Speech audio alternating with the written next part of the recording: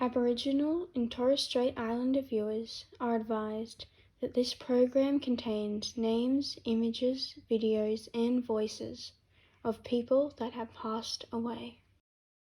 George Floyd was pinned face down in handcuffs by a white police officer who pressed his knee against Floyd's neck for more than 8 minutes.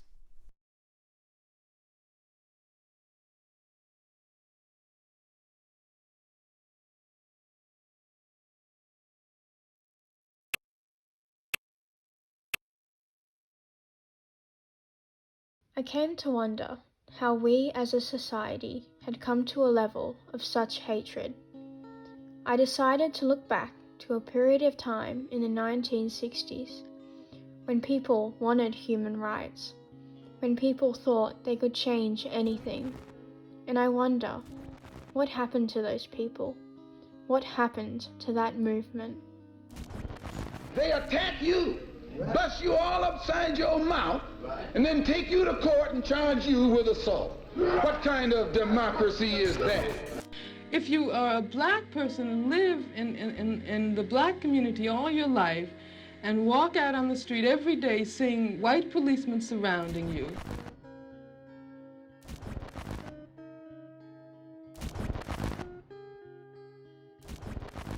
and you would think and hope that 30-something other years later, the black people stop being hunted down like the animals. While the USA was dealing with racial issues and police brutality, Australia was dealing with its own racial problems. John Pat was just 16 when he was beaten to death by 5 off-duty, drunk police officers on the 28th of September 1983 at Roebourne Police Station. The outcry over his death led to the Royal Commission into Aboriginal Deaths in Custody. A Royal Commission was established by the Australian Government to investigate Aboriginal deaths in custody. It found a system that focused police attention toward Aboriginal people, resulting in Aboriginal people being jailed younger and more frequently. When the Dungay family saw the video of George Floyd's fatal arrest, it brought back traumatic memories. You see, David died in Long Bay Prison in 2015 after he was dragged to another cell where he was restrained, face down. Like George Floyd, David's last words were, "I can't breathe." He said it 12 times. They replied, "If you can talk, you can breathe." Well, he couldn't breathe. There's been no accountability for his death. Black lives matter. Aboriginal lives matter. David Dungay Jr.'s life matters. What will it take? How many more Aboriginal deaths in custody? When will Australians be outraged enough to take action? Just as the case of the horrific death of George Floyd, so too was the case of David Dungay 5 years earlier. Vote in favour of any legislation which allows for the elevation of the Aboriginal people. They don't do these things. They talk about it, but they never do it. It found a system where Aboriginal people were 11 times more likely to be denied bail and jailed on remand. In a system where parking fines and other minor offences could result in a fatal stay in a police cell. Many Indigenous Australians were forced into various forms of slavery and unpaid labour. Unlike African American slaves, Aboriginal people, my people, originated from this country. Australia always was and always will be Aboriginal land.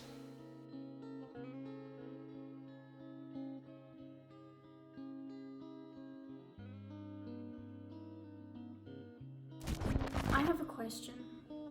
Why did George Floyd's video gain so much attention once it got released? But then when David Dungay's video gets released, it didn't even get any mainstream media attention. Aren't we as Aboriginal people important enough? David said, "I can't breathe," 12 times.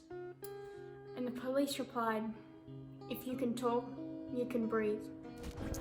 In an article by Michelle Grattan, she states that in Australia, we know less about the 474 Indigenous people who have died in police custody in the 30 years since the Royal Commission into Indigenous deaths in custody.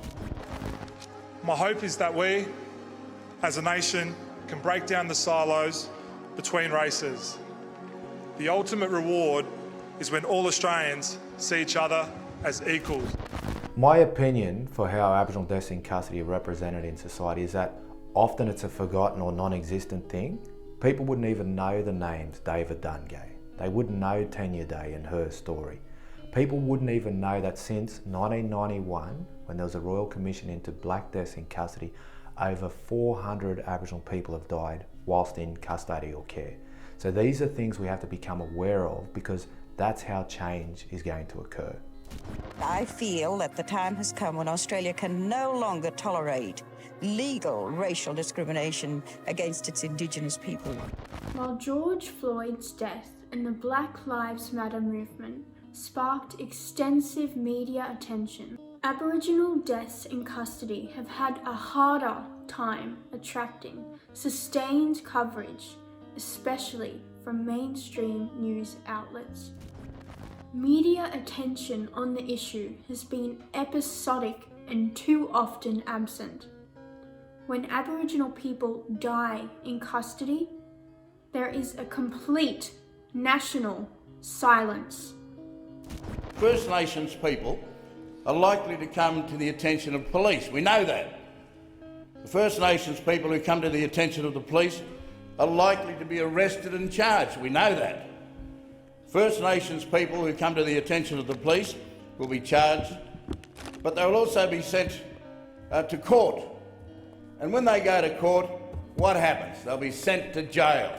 I'd now like to introduce Mr. Beau Rambaldini to share his views. 474 deaths in custody since the Royal Commission. This is disgraceful. There wasn't that many deaths before the Royal Commission, and there were alarming numbers then. Aboriginal people are more than 6 times likely to die in police custody and 10 times more likely to die in prison custody. The Royal Commission identified underlying issues such as health, housing, high unemployment, education levels, not to mention dispossession and past government policies and laws. The only way that we're going to start moving in the right direction, we need more of our own people to represent our people who find themselves in the criminal justice system. The Constitution, Australian Constitution, which is based on basically, it's got no input from Aboriginal people whatsoever. This is something that we just have to do to survive, but it's not reciprocated. It's just, we learn your laws and don't worry about ours, and that's part of the problem, I guess, is that we have no recognition of Indigenous laws, and we're working in a system that works against us, which is the fact. It's the truth.